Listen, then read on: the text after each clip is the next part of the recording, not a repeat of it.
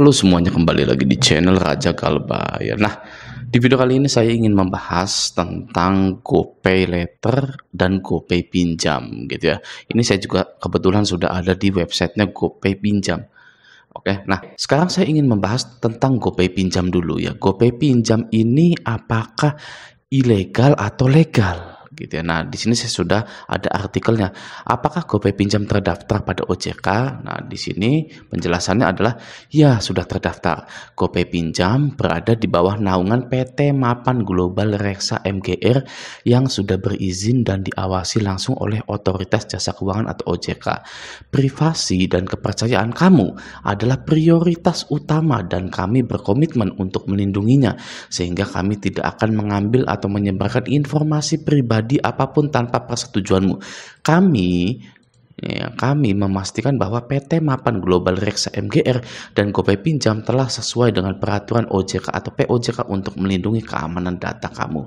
Nah, jadi GoPay Pinjam ini tidak akan mengambil atau menyebarkan informasi pribadi apapun tanpa persetujuanmu. Jadi GoPay Pinjam tidak berani untuk sebar data di sosmed itu guys ya. Itu pinjol lain dan sudah ada buktinya juga, sudah banyak buktinya. GoPay Pinjam itu yang paling ramah. Ya DC tapi ramah gitu loh. Kalau saya, pengalaman saya, GoPay Pinjam itu ramah. Uangmi ya udah dua aja. Saya galbay di kisaran 20 lebih aplikasi yang ramah itu Uangmi sama GoPay guys. Ya, jangan terkecoh dengan provokator atau provokasi di media sosial bahwa wah GoPay ini akan sebar data dan lain-lain. Itu hanyalah taktik DC agar Anda tidak jadi berani. Oke, tanpa memikirkan efek sampingnya guys ya. DC ini benar-benar kejam. Mereka itu memprovokasi di media sosial agar Anda itu tetap takut tanpa memikirkan efek sampingnya. Apa efek sampingnya? Orang bunuh diri. Jadi jangan mudah terprovokasi dengan ketikan-ketikan yang mencurigakan. Oke. Nah, selanjutnya saya ingin bahas adalah di sini berapa biaya keterlambatan GoPay Pinjam. Coba kita buka ya ini. Nah, berapa biaya keterlambatan GoPay Pinjam? Mulai tanggal 15 Februari 2024, mekanisme denda keterlambatan pembayaran GoPay Pinjam berubah yang sebelumnya 5% per bulan dari jumlah nominal tagihan menjadi 0,3% per hari dari jumlah nominal tagihan yang tertunggak, dengan batas maksimal denda tidak melebihi angka 100% dari nilai pendanaan yang tercantum dalam perjanjian pendanaan. Nah, untuk menghindari biaya keterlambatan, lakukan pembayaran paling lambat sesuai dengan tanggal jatuh tempo yang telah ditentukan oleh GoPay Pinjam pada setiap bulannya. Nah, jadi dendanya ini tidak melebihi angka 100% dari nilai pendanaan. Contoh misalkan Anda galbay 8 juta di GoPay Pinjam gitu ya. Nah, itu tidak akan sampai 16 juta guys ya. Paling 15 juta gitu. Nah, kalau saya ya bodo amat gitu kan, mau dendanya 100%, enggak 100% gitu. Saya galbay. Ya kalau saya galbay tidak mikirin denda. Kalau orang yang masih mikirin denda itu ya pemula gitu kan. Pemula yang masih belajar galbay gitu. Ya nggak apa-apa. Anda belajar saja. Oh, galbay itu tidak akan sampai 100% sampai kapanpun. Ini berlaku sampai kapanpun. Ini berlaku sampai selama-lamanya ya guys ya. Denda tidak melebihi angka 100% itu. Nah, pernyataan ini harusnya membuat tenang gitu. Oh, kalau saya galbay di GoPay Pinjam nggak akan sampai nyentuh ratusan juta gitu, nyampe miliaran nggak mungkin, galbay sampai kapanpun gitu ya, paling hanya sampai 100% saja, bahkan tidak melebihi angka 100% gitu ya, santai saja gitu kan. Kita bisa tahu nominalnya gitu, bahkan nanti ketika Anda sudah galbay lama, Anda pun akan ditawari penghapusan denda 100% guys, itu percaya saya ya, saya sudah mengalaminya. Oke. Nah, selanjutnya kita akan bahas yang ini. Apa yang terjadi jika saya tidak membayar tagihan GoPay Pinjam tepat waktu? Coba kita buka dulu ya. Di sini dikatakan jika kamu tidak membayar tepat waktu atau kamu belum membayar tagihan hingga melewati tanggal jatuh tempo, maka akan dikenakan biaya denda keterlambatan sejumlah 0,3% per hari dari jumlah nominal tagihan yang tertunggak, dengan batas maksimal denda tidak melebihi angka 100 yang tadi gitu ya, dari nilai pendanaan yang tercantum dalam perjanjian pendanaan. Nah, biaya denda akan ditambahkan langsung di dalam jumlah tagihan kamu yang belum dibayarkan. Maka dari itu berikut beberapa hal yang mungkin terjadi pada akun GoPay pinjam kamu. Yang pertama, kamu akan mendapatkan pengingat pembayaran dari beberapa layanan, SMS, email, atau telepon. Maksudnya ini adalah penagihan, SMS, email, atau telepon, atau WA, di WA gitu ya, oleh pihak GoPay. Lalu kamu akan dihubungi oleh tim penagihan kredit pintar. Gitu ya. Ini saya kok di sini kredit pintar gitu ya, bukannya GoPay pinjam gitu kan. Tapi nggak masalah, yang penting di sini bukan dikunjungi guys ya, tapi dihubungi oleh tim penagih kredit pintar. Dihubungi itu ya melalui SMS, email, atau telepon gitu. Ya mungkin GoPay pinjam sekarang itu bekerja sama dengan kredit pintar gitu ya. Oke, nah selanjutnya, jika kamu menunggak melewati beberapa hari, akun GoPay pinjam kamu akan diblokir tanpa batas waktu, dan pada poin tertentu bahkan dapat diblokir secara permanen. Jika kamu diblokir secara permanen, kamu tidak bisa membayar kembali. Nah, ini bisa kita lihat, ini tidak bisa membayar guys. Ya, yang artinya kita ini sudah diblokir, dan bisa jadi kita berasumsi bahwa pinjaman kita itu akan diasuransikan. Sudah diasuransikan tapi diblokir selamanya. Gitu ya, karena kan pinjol sekarang wajib bekerja sama dengan asuransi gitu ya. Oke, nah selanjutnya, karena kami mengirimkan data harian laporan akun GoPay pinjam kamu ke Fintech Data Center atau FDC atas status tunggakan kamu, ini mungkin akan berdampak pada penilaian kredit kamu dengan fintech lending platform lainnya.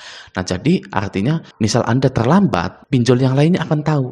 Ya, bisa jadi pinjol yang lainnya juga akan menstop penyaluran dananya ke Anda karena mereka tahu Anda telah galbay di GoPay gitu. Dan juga penilaian kredit ini bisa masuk ke Slik OJK ya. Nah, apakah GoPay pinjam ini masuk ke Slik OJK?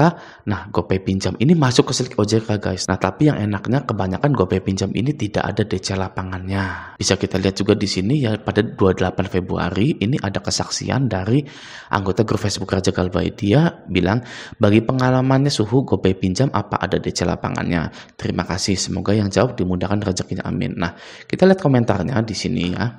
Bisa kita lihat. Ini 3 minggu yang lalu, Sidoarjo aman 13 juta, WA aja, DC tak kunjung tiba. Lalu di sini belum pernah dengar ada yang didatangi.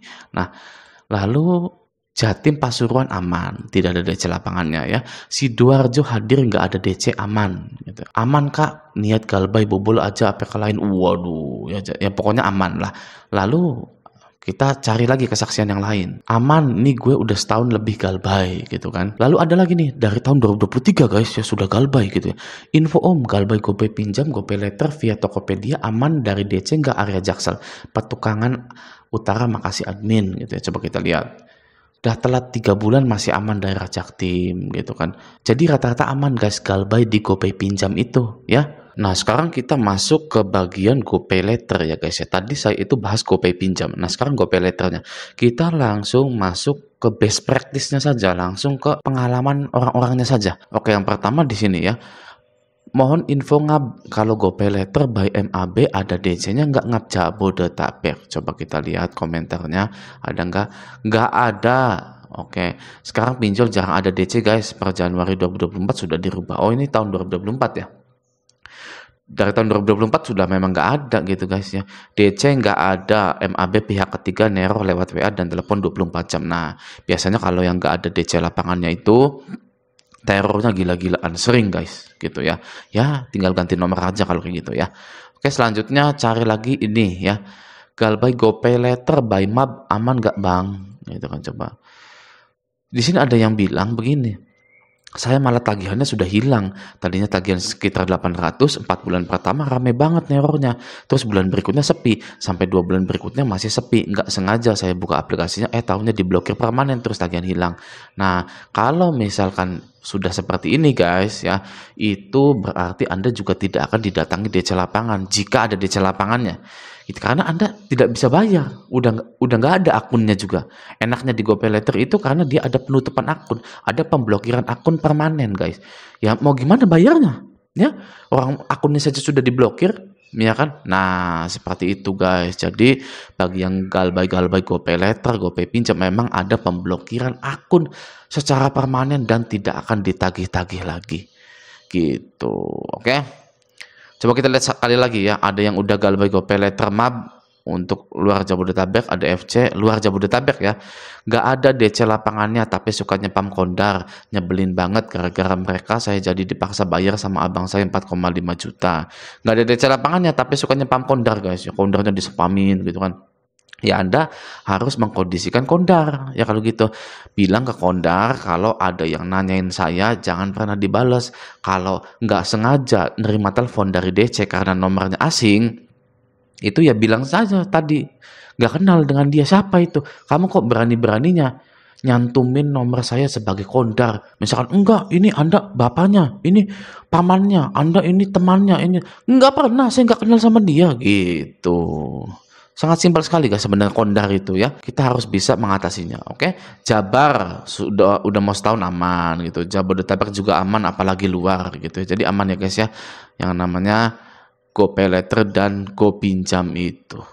Oke? Nah, semoga video ini bermanfaat. Sampai jumpa di video selanjutnya.